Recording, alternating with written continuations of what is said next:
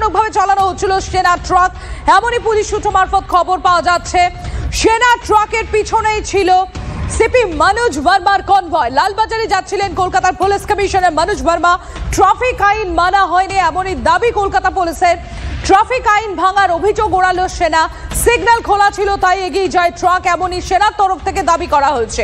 পিছনে সিপির কনভয় ছিল তা জানা ছিল না, জানানো হয়েছে সেনার তরফে। দেখুন সেই ছবি এক্সক্লুসিভ আপনাদের সামনে তুলে ধরছে TV9 বাংলা। রাইটার্সের কাছে এই ঘটনা ঘটে।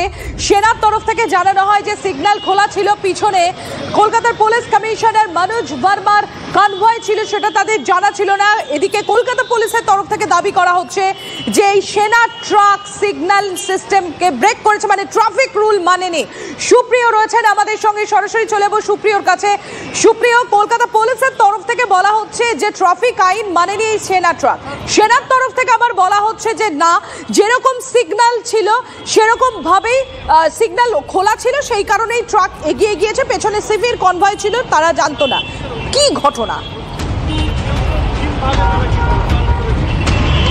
একদমই ইতিমধ্যে যে পরিস্থিতি তৈরি হয়েছে তাতে কিন্তু এই ঘটনাকে কেন্দ্র করে একটা অভিযোগ পাল্টা অভিযোগের পরিস্থিতি তৈরি হয়েছে। তবে লালবাজার থেকে ঢিলছোড়া দূরত্বে যে জায়গাতে আমরা দাঁড়িয়ে রয়েছি, আমার ক্যামেরা পার্সন তুষার ঘটক যে আর্মি ট্রাকটির ছবি দেখাচ্ছেন, এই ট্রাকটি কিছু সময় আগে যখন ফোর্ট উইলিয়ামের দিক থেকে রিজার্ভ ব্যাংক হয়ে রাইটার্সের সামনে থেকে আসছিল, ঠিক সেই সময় তার এই গাড়িটির পিছনেই কিন্তু ছিল সিপির convoy, Kolkata police commissioner Manoj ভার্মার কনভয় ছিল। এবং যেটা অভিযোগ সামনে উঠে আসছে, এই গাড়িটি বিপজ্জনকভাবে ড্রাইভ করা হচ্ছিল, আর যার দরুন কলকাতার পুলিশ কমিশনারের গাড়ি একটা বড়সড় বিপদের সম্মুখীন হতে পারত। আর তার ফলে ঠিক এই জায়গাতে যখন এসে পৌঁছয়, কর্তব্যরত যারা ট্রাফিক সার্জেন্টরা ছিলেন বা ট্রাফিকের যারা অফিসিয়াল ছিলেন, তারা কিন্তু এই গাড়িটিকে ইতিমধ্যেই আটক করেছে। আমরা আরো দেখানোর চেষ্টা করব গাড়িটির পাশাপাশি সেনা অফিস। तो स्लो था गाड़ी, लेकिन अब तो ओ लेन पे था ना। हाँ, तो यहाँ पे पार्टीशन है, हमको तो ना ध्यान नहीं पड़ा कि हमको तो इधर ही जाना है, रेड लाइट है। अगर रेड लाइट इधर खुल जाएगा तो गाड़ी इधर जाने वाला इधर चला जाएगा। वही था। आपका पीछे क्या कमिश्नर की गाड़ी था? हाँ, तो हम रुके सर। দেখো, একটা যে পরিস্থিতি, যে একটা সমস্যা তৈরি হয়েছিল, সেই বিষয়টা তিনি এক প্রকার স্বীকার করছেন। তবে এখনো পর্যন্ত যেটা আমরা জানতে পারছি, যারা সেনার যারা অফিসিয়ালরা রয়েছেন, তারা ইতিমধ্যে ফোর্ট উইলিয়ামে তাদের যারা ঊর্ধ্বতন আধিকারিকরা রয়েছেন তাদের সঙ্গে যোগাযোগ করছেন। এবং এই মুহূর্তে আমরা দেখতে পাচ্ছি আবারও কিন্তু তারা তাদের যে ফোর্ট উইলিয়ামের যে ট্রাক, সেই ট্রাকে তারা উঠছেন। সম্ভবত এই ট্রাকটি নিয়ে তারা চলে যাবেন। এবং অন্যদিকে লালবাজার সূত্রে আমরা যেটা জানতে পারছি যে লালবাজারের তরফ থেকে ইতিমধ্যেই ফোর্ট উইলিয়ামের যারা ঊর্ধ্বতন কর্তৃপক্ষ রয়েছেন বা সেনা অফিসাররা রয়েছেন, তাদের সঙ্গে যোগাযোগ করা হয়েছে, গোটা বিষয়টি জানানো হয়েছে ফোর্ট উইলিয়ামকে। এবং সেক্ষেত্রে যেটা লালবাজার তরফ থেকে সূত্র মারফত আমরা আরও জানতে পারছি, যেহেতু সেনার নিজস্ব কিছু নিয়ম নীতি রয়েছে, সেই বিষয়গুলোকে মাথায় রেখে সেনার তরফ থেকে কোনো পদক্ষেপ নেওয়া হয় কিনা সেটাও কিন্তু দেখা হচ্ছে। তবে লালবাজারের তরফ থেকে যে ট্রাক আটক করা হয়েছিল, ইস্টার্ন কমান্ডের এই যে ট্রাককে আটক করা হয়েছিল, সেই ট্রাক কি ছেড়ে দেওয়া হলো? দেখো, ইতিমধ্যে আমরা দেখতে পাচ্ছি ট্রাকটি স্টার্ট দেওয়া হয়েছে। ট্রাকে যে দুজন ছিলেন, চালক এবং তার পাশে আরও একজন যে সেনা অফিসার ছিলেন, তারা দুজনেই কিন্তু ট্রাকে উঠে গেছেন। এবং সম্ভবত আমরা যেটা বুঝতে পারছি যে ট্রাকটিকে ছেড়ে দেওয়া হচ্ছে। পরবর্তীতে লালবাজারের তরফ থেকে ফোর্ট উইলিয়ামে ইস্টার্ন কমান্ডের যারা অফিসিয়ালরা রয়েছেন তাদের সঙ্গে কথা বলে এ বিষয়ে কোনো পদক্ষেপ নেওয়া হয় কিনা সেই বিষয়ে সিদ্ধান্ত নেওয়া হবে। এবং যেটা তোমাকে কিছু সময় আগেই বললাম যে লালবাজার সূত্রে আমরা যেটা ইতিমধ্যেই জানতে পারছি যে লালবাজারের তরফ থেকে ফোর্ট উইলিয়ামের সঙ্গে যোগাযোগ করা হয়েছে, গোটা বিষয়টি জানানো হয়েছে। তবে কলকাতার পুলিশ কমিশনার মনোজ ভার্মার গাড়ি কিন্তু একটা বড়সড় বিপদের সম্মুখীন হতে পারত, কারণ তার কনভয় এই ট্রাকের ঠিক পেছনেই ছিল।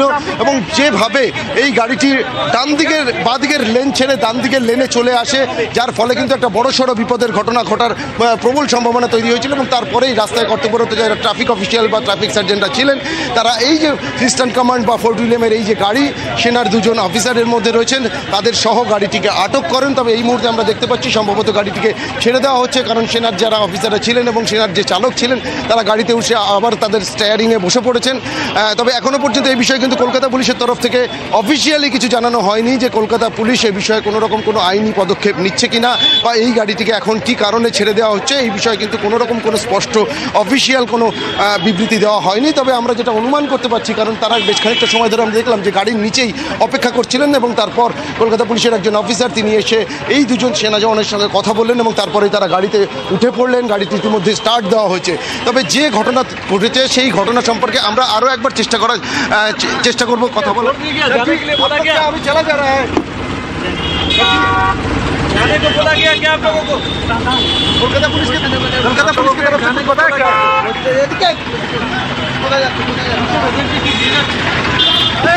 কোথায় যাচ্ছে? ও ড্রাইভার সাহেব মেরে পিছে এটা কি থানা নিয়ে যাচ্ছেন দাদা? হ্যাঁ হ্যাঁ হ্যাঁ থানায় নিয়ে যাচ্ছেন।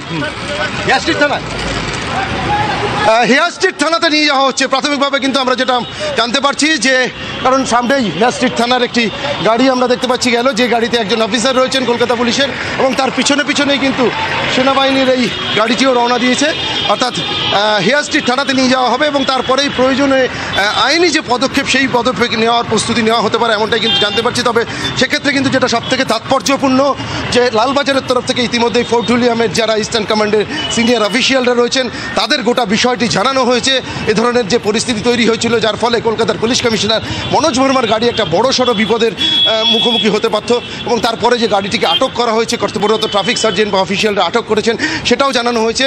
এবং ফোর্ট উইলিয়াম বা সেনার যে নিজস্ব বেশ কিছু নিয়ম নীতি রয়েছে, তাদের যে আইন রয়েছে সেই আইন অনুযায়ী তারা কোনো পদক্ষেপ নেয় কিনা সেদিকে একদিক দিয়ে যেমন কলকাতা পুলিশ দাঁড়িয়ে রয়েছে, তার পরবর্তীতেই কিন্তু সেনার তরফ থেকে যদি কোনো সিদ্ধান্ত নেওয়া হয় তারপর কলকাতা পুলিশ তাদের পদক্ষেপ নেবে এবং তার আগে এই মুহূর্তে গাড়িটিকে হেয়ার স্ট্রিট থানায় নিয়ে যাওয়া হচ্ছে, সেটাই কিন্তু আমরা দেখতে পারলাম। সঙ্গে থাকো সুপ্রিয়। হঠাৎ করে লেনটা ভায়োলেট করে রাইট টার্ন করেন, যে কোনো পেছনে অনেক গাড়ি ছিল, সিপি সাহেবের গাড়িও ছিল। সিপি সাহেবের গাড়িটিকে চেপে দেওয়া হয়, উনি বাজেভাবেই গাড়িটা চালিয়েছেন, রাইট টার্ন করেন। আচ্ছা, তারপর আপনাদের কথা শুনেছিল, নেমেছিল? হ্যাঁ হ্যাঁ অবশ্যই, উনি তো গাড়িটা দাঁড়ানো। সিপি পুলিশ কমিশনারের গাড়ি কি পেছনে ছিল? সিপি সাহেবের গাড়িও ছিল, অনেক গাড়িও পেছনে ছিল। হ্যাঁ, মানে এটা কি মানে সিপি সাহেবের গাড়িতে লেগে যেতে পারতো এরকম পরিস্থিতি তৈরি হয়েছিল কি? হ্যাঁ, আরও তো গাড়ি ছিল, অনেক গাড়ি ছিল, লেগে যেতে পারতো। এই জন্য গাড়িটাকে আমরা সাইড করেছি। ওনাদের যারা ক্ষুদ্রতম কর্তৃপক্ষ তাদেরও জানিয়েছে। মানে খুব রাশ ড্রাইভিং ছিল? খুব র্যাশ ড্রাইভিং বলা যাবে না, কিন্তু ডেঞ্জারাসলি গান দিক নিয়েছেন। সুশোভন রয়েছেন আমাদের সঙ্গে। সুশোভন, ইতিমধ্যেই সেই ইস্টার্ন কমান্ডের যে ট্রাক রয়েছে, সেনা ট্রাক, সেই ট্রাকটা নিয়ে যাওয়া হচ্ছে কটন করে হেয়ার স্ট্রিট থানায়। আমরা দেখলাম তুমি রয়েছো, তুমি সেদিকেই এগোচ্ছ, যে ছবি আমরা দেখতে পাচ্ছি সুশোভন। এবং একটু আগেই পুলিশের তরফ থেকে যে বক্তব্য আমরা শুনছিলাম, পুলিশের অভিযোগ যে এই যে সেনা ট্রাক, সেই সেনা ট্রাক ট্রাফিক নিয়ম মানেনি। দেখো একেবারেই তাই। তার কারণ পুলিশের যে অভিযোগ সেটা যদি আরো স্পষ্টভাবে তোমাকে বলতে যাই, সেটা হলো রাইটার্সের দিক থেকে ধর্মতলা বা লালবাজার যাওয়ার জন্য কিন্তু দুটো লেন রয়েছে। একটি লেন লেফট সাইডে যেটা, সেটা সোজা লালবাজার বা একেবারে সেন্ট্রাল অ্যাভিনিউ ধরা যায়, আর রাইট সাইডে যেটা রয়েছে সেটা ধর্মতলা দিকে আসা যায়। স্বাভাবিকভাবেই যারা ধর্মতলার দিকে আসবেন তারা সেই লেন ধরবেন, আর সাইডের যে লেনটা সেটা লালবাজার বা সেন্ট্রাল অ্যাভিনিউ যারা যাবেন তারা ধরবেন। এক্ষেত্রে যেটা ঘটেছে যে রাইটার্সের দিক থেকে পুলিশ কমিশনারের গাড়ি এবং একেবারে সেনাবাহিনী ট্রাক তারা উভয় রয়েছে, এবং সেই জায়গা থেকে পুলিশ কমিশনারের গাড়ির সামনে রয়েছেন এই ট্রাক। হঠাৎ করে দেখা যায় যে এই ট্রাক সে রাইট টার্ন নেওয়ার চেষ্টা করছে। তার কারণ কি, যিনি এখানে ছিলেন সেনাবাহিনীর, তিনি যেটা বলছেন যে তার পাসপোর্ট অফিসে যাওয়ার দরকার ছিল বা কথা ছিল, সে রাইট টার্ন করে নেমে যাওয়ার কথা তার, এবং সেইখানেই হয়েছে সমস্যা। যেহেতু সেখান থেকে রাইট টার্ন নেই, নো রাইট টার্ন, এইখানেই কিন্তু পুলিশ কমিশনারের গাড়ি কিছুটা ধীর হয়ে যায় এবং কার্যত বলা যায় যেহেতু পুলিশ কমিশনারের গাড়ি যখন একেবারে তার গন্তব্যস্থল থাকে বা তিনি কোথাও যান, সেখানে কিন্তু একেবারে পুরো রাস্তা কিন্তু ট্রাফিক পুলিশ থাকে এবং প্রত্যেকটা রাস্তা কিন্তু একেবারে গ্রিন সিগন্যাল করা থাকে। স্বাভাবিকভাবে পুলিশ কমিশনারের গাড়ি তখনই গতি কম করতে হয়, এবং ইতিমধ্যেই কর্তব্যরত পুলিশ অফিসার যারা রয়েছেন তারা পুরো বিষয়টা জানার চেষ্টা করেছেন, ইতিমধ্যে দেখে নিয়েছেন, এবং ইতিমধ্যে থানায় নিয়ে যাওয়া যে কাজ, সেই কাজ শুরু হয়ে গেছে। তুমি দেখতে পাচ্ছ যে আমার দেখা যাচ্ছে যে ট্রাক, সেই ট্রাক কিন্তু ইতিমধ্যে নিয়ে যাওয়া হচ্ছে, এবং কর্তব্যরত পুলিশ অফিসার যারা রয়েছেন তারা সামনে পেছনে রয়েছেন। স্বাভাবিকভাবেই পরবর্তীকালে কি আইনানুগ ব্যবস্থা নেওয়া হয় বা আদৌ আইনানুগ কোনো ব্যবস্থা নেওয়া হয় কিনা বা থানায় গিয়ে কি বলা হয়, এই পুরো বিষয়টা কিন্তু যদিও সেটা পরবর্তীকালে জানা যাবে, কিন্তু এই মুহূর্তে কিন্তু গাড়িটিকে নিয়ে যাওয়া হচ্ছে। সুশোভন, সঙ্গে থাকো।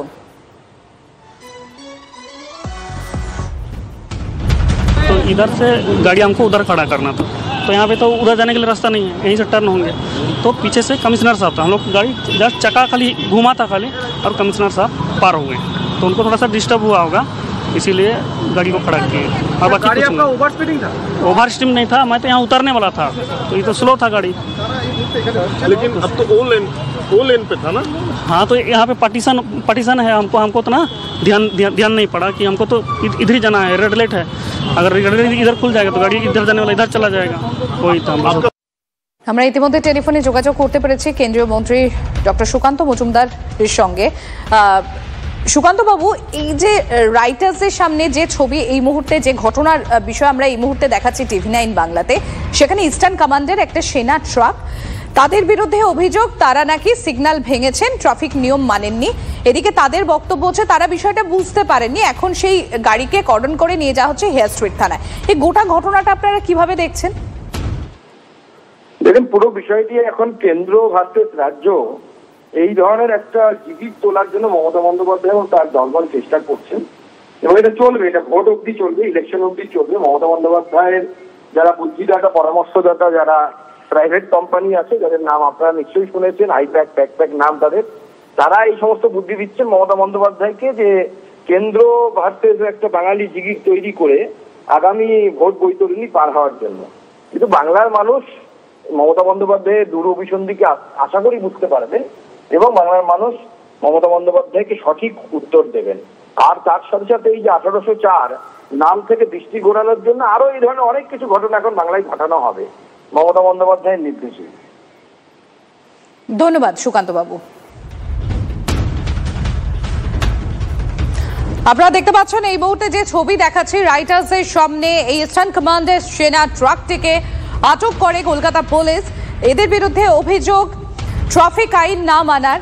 তৃণমূল কংগ্রেস মুখপাত্র তথা তৃণমূল কংগ্রেসের রাজ্যের সহসভাপতি জয়প্রকাশ মজুমদার রয়েছেন আমাদের সঙ্গে। জয়প্রকাশ বাবু, রাইটার্সের সামনের এই ঘটনার প্রেক্ষিতে বিজেপির বক্তব্য হচ্ছে এটা রাজ্য ভার্সেস কেন্দ্র, একটা টাগ অফ ওয়ার চলছে, সংঘাত তৈরি হচ্ছে এবং কিছু দুর্বুদ্ধি দেয়া হচ্ছে পুলিশ মন্ত্রীকে, যে কারণে এই ঘটনাগুলো ঘটছে বা এই ঘটনার সাক্ষী থাকতে হচ্ছে এই শহরকে।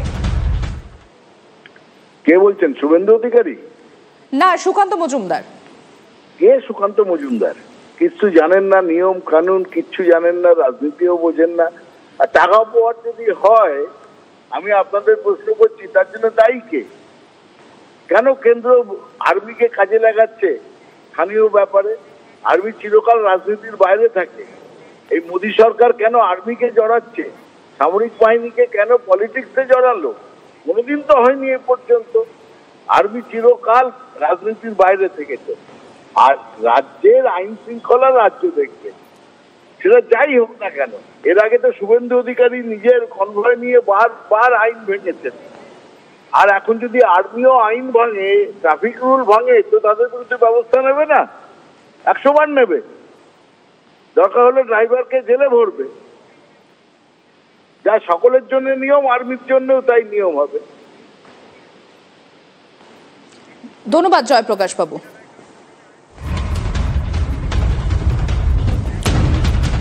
মঞ্চ খোলা নিয়ে